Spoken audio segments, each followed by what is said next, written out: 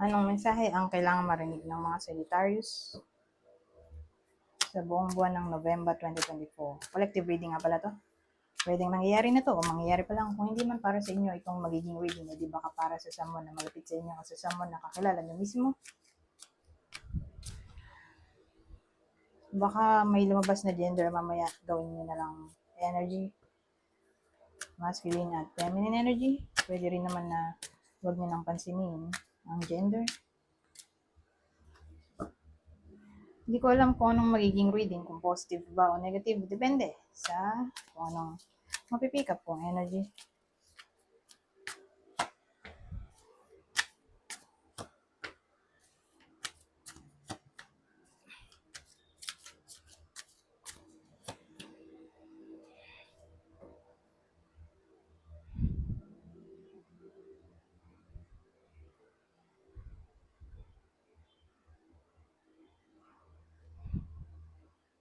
So, may tao tayo.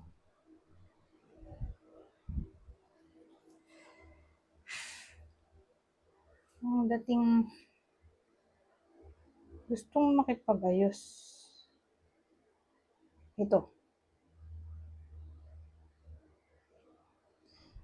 Kaya lang kasi toxic tong person na to. Actually, ayaw na nga nito. Itong babae, dito sa lalaki. Ex-husband niya siguro, ex-boyfriend. Kasi feeling niya, tinitake advantage lang siya nitong lalaki.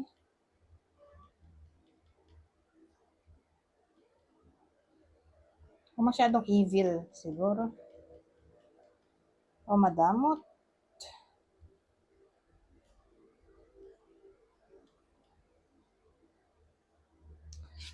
So, ganun. Parang feeling niya hindi na mare-restore itong dalawa. Hindi na mare-restore yung connection. Ito parang tatlo. Kasi nga feeling ng babae toxic siya, which is oo nga.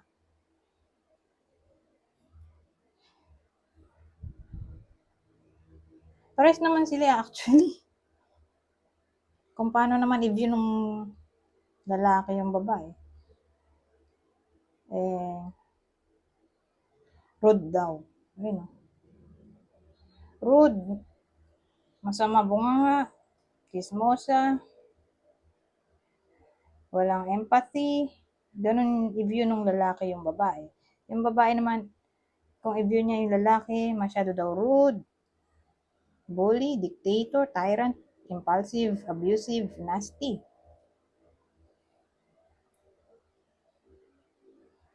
Ito naman, tingin niya dito sa babae, overcritical, pessimistic. So, ganun. Pero at least, gustong makipag-ayos nito.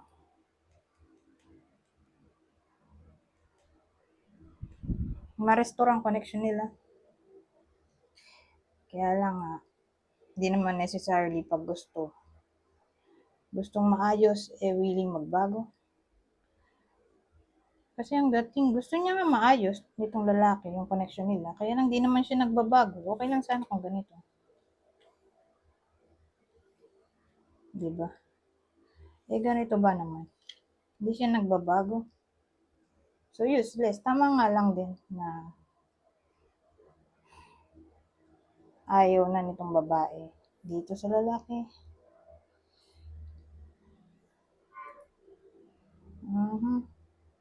Pero tingnan natin. Anong mensahe ng lalaki sa kanya dun sa babae?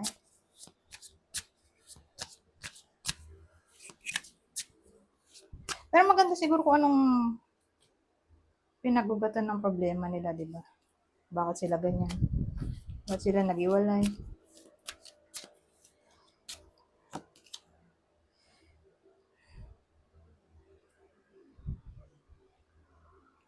Ay. Na burnout, na stress.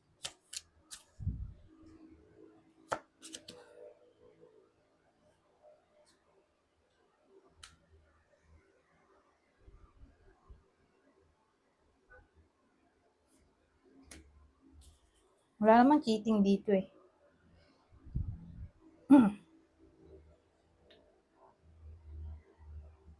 Pero at least walang cheating, di ba? Ang naging problema lang eh, boring yung connection nila. O may someone na nagkukos ng stress o parang nagiging demanding, nape-pressure yung isa. So, ganun lang yung nangyari. Hindi naman siya yung literal na may nag-cheat.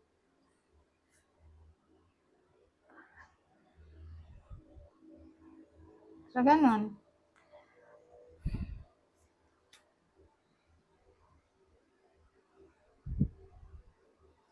Oh, anyways, ito na.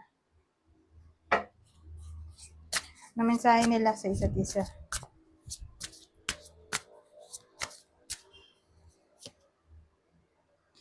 Dito yung lalaki, di ba? Na-mensahe ng lalaki doon sa babae. Tapos yung babae naman yung susunod.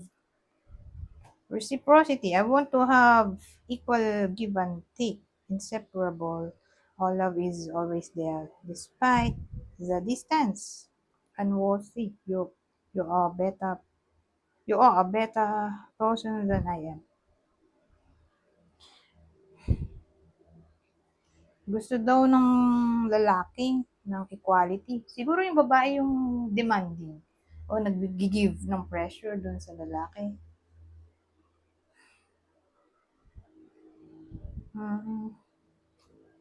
Ngayon naman, yung lalaki, feeling niya boring yung babae.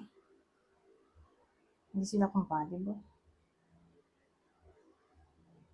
Mentally.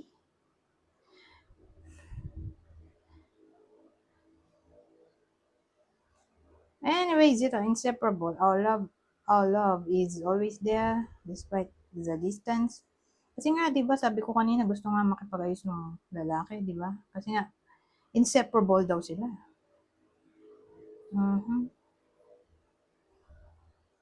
Hindi sila mapaghihiwalay. Kahit hiwalay na sila. Parang, yun yung reason kaya gusto niya pa bumalik. Kasi nga, parang, gusto niya pa rin kasama yung babae. So, hindi ko alam kung sino tayo dito. Kayo ba yung babae o lalaki? Anyways, sabi dito, unworthy, you are a better person than I am. Feeling ng lalaki, yun nga, mas mabuting tao yung babae kaysa sa kanya. Ngayon, dun tayo sa babae. Anong feelings niya para dun sa lalaki? Oh, ayan. I need more time to think. Gossip. I am afraid of what other people will think. Soul contract. The lessons I learned from us will never be forgotten. So, yun nga, tulad nga ng sabi ko kanina, ayaw na niya, di ba? Ayaw na ng babae. Gusto bumalik ng lalaki, ayaw na ng babae. Kasi gusto daw ng babae ng mas mahaba pang panahon o space para makapag-isip-isip pa siya. Gusto niya pa ng mas maraming time. Natatakot daw siya sa kung anong sasabihin ng ibang tao.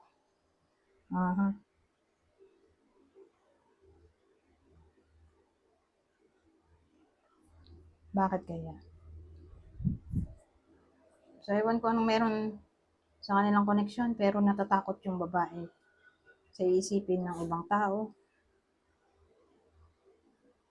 tungkol sa kanya. Siguro, isa na dyan yung nakipag-break ka na eh, tapos pababalikin mo pa. Di ba? Ano pang sense na nag-break kayo? Siguro naisip niya na gano'n na natatakot siya na isipin ng ibang tao na hindi niya kayang panindigan yung kanyang naging desisyon o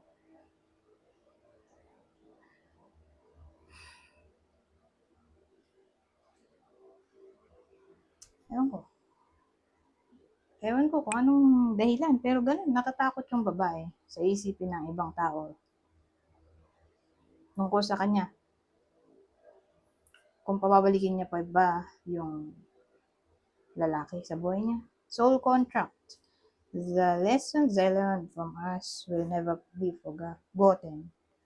So, kung ano man daw yung mga natutunan niya sa naging connection nila, ay hindi niya malilimutan. Mhm. So, anyways, ano pa bang madadagdag natin dito? So, ito, extra message o advice para doon sa nanonood ngayon. Okay? Regardless kung sino siya sa kwento, kung babae ba siya o lalaki. Basta ito, mensahe to para sa kanya. Okay? Sa month na to, November. Yes, your intuition is correct. Take action accordingly. Tama daw ang kanilang intuition. Mother healing. As your feelings toward your mother heal, your desires manifest more rapidly and accurately. So, para to sa mga tao na nakaaway nila yung nanay nila. Na para bang mas mapapabilis ang kanilang wish kung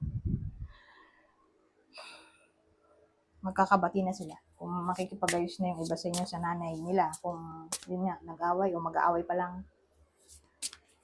sa November. Wait.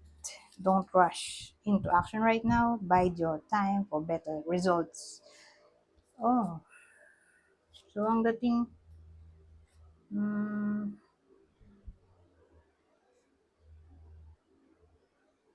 hintay-hintay lang daw muna, oh. Wait eh. Huwag daw magmadali. Huwag muna magmadali sa November tungkol sa topic ng reconciliation.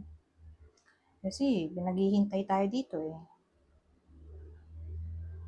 So, sa madaling salita, hindi advisable ang reconciliation.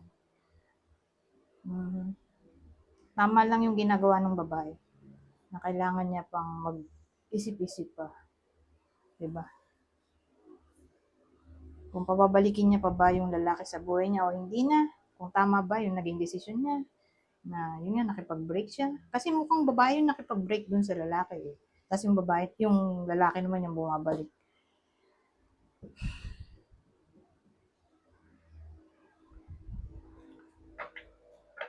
May dadagdag pa ba tayo dito? O, dagdagan pa natin. Gawin natin 5 na. Let yourself receive. Allow others to give you loving care. Receive without guilt or apology. So, karapatan nyo raw na makatanggap din ng pagmamahal at pag-aaruga nang walang